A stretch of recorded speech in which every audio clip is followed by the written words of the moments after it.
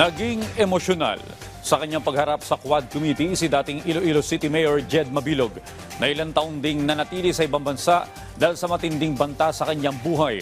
Yan ang ulat ni Mela Las Moras, live. Mela. Audrey, sa mga puntong ito ay nagpapatuloy pa rin itong ika-6 na pagdinig ng House Quad Committee. Kabilang nga sa mga talagang pinagtuunan ng pansin ng mga mambabatas kanina ay ang mga issue hinggil sa illegal na droga at illegal pogos.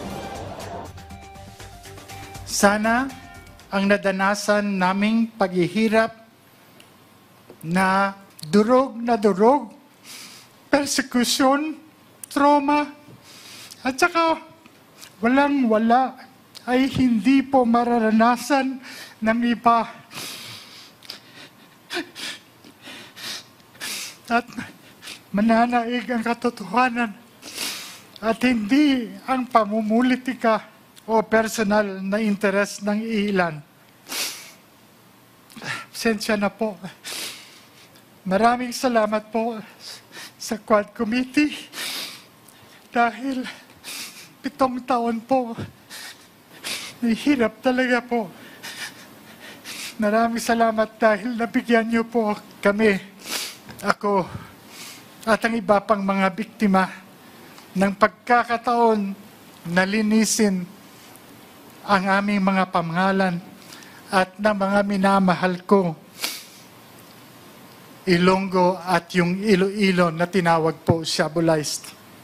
Emosyonal si dating Iloilo City Mayor Jed Mabilog nang humarap sa ika-6 na pagdinig ng House Quad Committee ukol sa illegal drugs, illegal pogos at umano'y extrajudicial killings noong nagdaang administrasyon. Sa kanyang testimonya, inilahad ni Mabilog ang pinagdaanan niyang kalbaryo matapos siyang idawit ni dating Pangulong Rodrigo Duterte sa illegal na droga dahil lang umano sa politika. Giit ni Mabilog, wala siyang kinalaman dito at napilitan lang siyang self-exile ng 7 taon o manatili sa labas ng bansa dahil sa panganib sa kanyang buhay. Nagpakita pa siya ng halimbawa ng pahayag ng dating Pangulo nang umano'y pangharas sa kanya.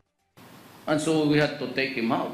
I said, go and take him out. The mayor of Iloilo City, I identified him. This is broadcast.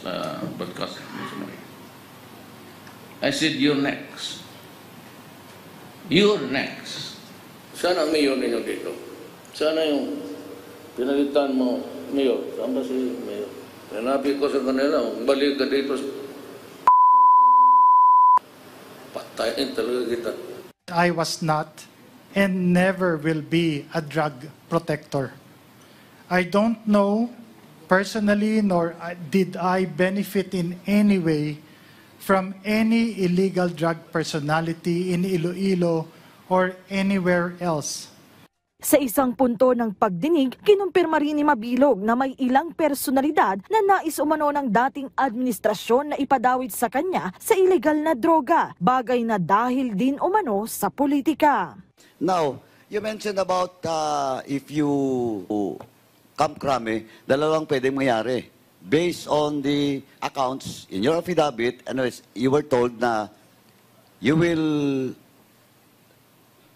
pinpoint a certain former senator and a certain presidential. Answer yes or no. Is it Senator Maroas, former Senator Maroas? Former Senator Drilon, which is your cousin? Yes, sir. Kaya yung Duterte's list, again, from the statement of Colonel Espinido, napakalinaw po na it does not gone through vetting and validation. Pagkalaban ka sa politika, nasa listahan ka.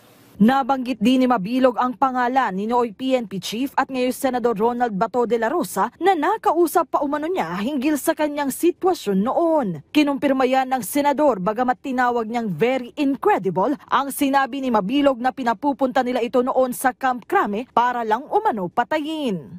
Noon lang nakaraang linggo, una nang iginiit ni dating presidential spokesperson Harry Roque na hindi nababahala si dating Pangulong Duterte sa Quadcom hearing kasabay ng pagbatikos sa joint panel. Sa susunod na Quadcom hearing, inaasahan namang dadalo rin ang anak ng dating presidente na si Davao City 1st District Representative Paulo Duterte alinsunod sa kanyang pagnanais na makapagtanong din sa mga resource speaker. Bukod kay Mabilog, dalawa pang dating alkalde ang humarap sa pagdinig. Yan ay sina dating Bamban Tarlac Mayor Alice Guo at dating Cebu City Mayor Tomas Osmeña. Si Guo muling nagisa ng mga mambabatas patungkol sa kanyang pagkatao at mga negosyo, habang si Osmeña may mga revelasyon ukol sa EJK. It's not only drug suspects who were killed. There were policemen who were killed. And there were other people, innocent people who were jailed, jailing students, SK officials, preventing them from voting. These are all documented. Audrey, sa mga puntong ito ay nandito nga tayo sa holding area kung saan pwedeng mag-monitor yung mga kawani ng media dito nga sa idinaraos na Quadcom hearing. At Audrey, pinakabagong update dito nga sa idinadaos na pagdinig dito, naghayag ng kahandaan si Alice Guo na magsabi ng katotohanan hinggil sa kanyang naging paglabas ng bansa kamakailan at kung sino yung tumulong sa kanya. Audrey, ang makikita nyo nga sa aking likuran ay kasalukuyang pinag-uusapan ng mga mambabatas kung papayagan nila ang pagkakaroon ng executive session kasama nga si Alice Guo. Ang usapan kasi dito, Audrey, hindi pwedeng executive session kung about lang naman personally kay Alice Guo yung babanggitin niya, kundi ang sinasabi nga dito kung ito ay may concern na sa national security at ito ay talagang mahalaga yung sasabihin niya. Kaya ngayon, Audrey, inaabangan natin kung papayagan ng komite. Ayan nga, nagsasalita na ngayon si lead chair Robert A. Barbers para sa kanilang mga magiging desisyon. Pero Audrey, inaasahan natin na magtatagal pa hanggang mamaya itong ang pagdinig at talagang bubusisiin pa nila at gigisahin itong mga impormasyon hinggil nga kay Alice Guo. Audrey? Okay, antabayan na natin ang mga update dyan. Maraming salamat sa iyo, Mela Lesmoras.